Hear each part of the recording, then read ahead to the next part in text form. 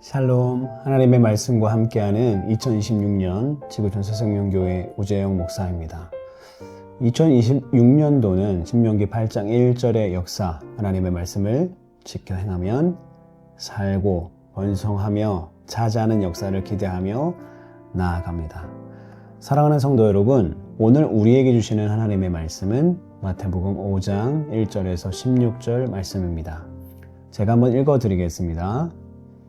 예수께서 무리를 보시고 산에 올라가 앉으시니 제자들이 나온지라 입을 열어 가르쳐 이르시되 심령이 가난한 자는 복이 있나니 천국이 그들의 것이며 애통하는 자는 복이 있나니 그들이 위로를 받을 것이며 온유한 자는 복이 있나니 그들이 땅을 기업으로 받을 것이며 의에 줄이고 목마른 자는 복이 있나니 그들이 배부를 것이며 긍휼히 여기는 자는 복이 있나니 그들이 긍휼히 여김을 받을 것이며 마음이 청결한 자는 복이 있나니 그들이 하나님을 볼 것이며 화평하게 하는 자는 복이 있나니 그들이 하나님의 아들이라 일컬음을 받을 것이며 의를 위하여 박해를 받는 자는 복이 있나니 천국이 그들의 것이며 나로 말미암아 너희를 욕하고 박해하고 거짓으로 너희를 거슬러 모든 악한 말을 할 때에는 너희에게 복이 있나니 기쁘고 즐거워하라. 하늘에서 너희의 상이 큼이라. 너희 전에 있던 선지자들도 이같이 박해하였느니라.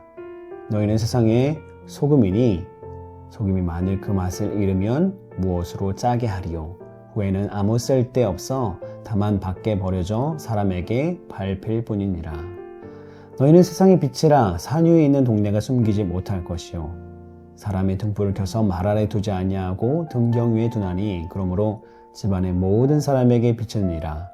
이같이 너희의 빛이 사람 앞에 비치게 하여 그들로 너희의 착한 행실을 보고 하늘에 계신 너희 아버지께 영광을 돌리게 하라. 사랑하는 성도 여러분, 오늘 말씀의 제목은 행복을 주는 사람으로 살기입니다. 큰 무리가 따르자 예수님은 산으로 올라가셔서 사람들을 가르치기 시작하셨습니다. 제자들도 그곳에 함께 있었죠. 마태는 예수님의 공생의 초창기에 하신 여러 설교 중 중요한 말씀들을 한데 묶어서 이곳에서 하신 설교로 엮어 놓았습니다. 어거스틴 이후 이 부분은 산상설교로 불려왔습니다. 마태가 앞에서 몇 번 소개했던 예수님이 선포하신 천국 복음인 것입니다. 산상설교는 천국의 왕으로 오신 예수님이 그분의 백성을 불러 모으시는 설교입니다. 그가 이 하나님 나라의 백성으로 부를 것인지 그 자격과 특징, 의무 등을 다루신 것인데요. 산상설교는 하나님의 아들이 세상에 오셔서 헛된 희망을 안고 살아가는 사람들에게 선포하신 하나님의 말씀, 곧 사람이 가지고 살아야 할 하나님의 뜻이요 생명의 말씀입니다. 산상설교는 구약시대의 예언을 성취하기 위해 오신 그리스도의 설교였습니다. 예수님은 구약성경, 특히 율법의 진정한 의미를 명확히 드러내셨습니다. 이제 구약은 그리스도의 삶과 가르침 속에서 모두 새롭게 해석되고 그렇게 새 시대의 사람들에게 적용이 됩니다. 예수님은 팔복의 선언으로 천국 복음을 시작하셨습니다.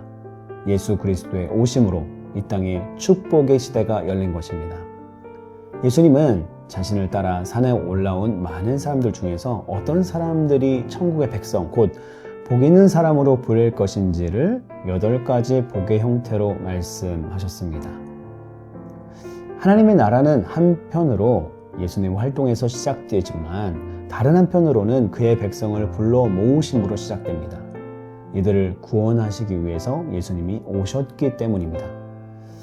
팔복 다음에 예수님은 자신과의 관계, 즉 믿음의 조건으로 9번째 복을 선언하시는데요. 천국의 왕이 오셔서 이 땅에 하나님의 나라를 여셨기 때문에 이제는 예수님과 그의 긍정적 관계가 결정적인 역할을 하는 것입니다.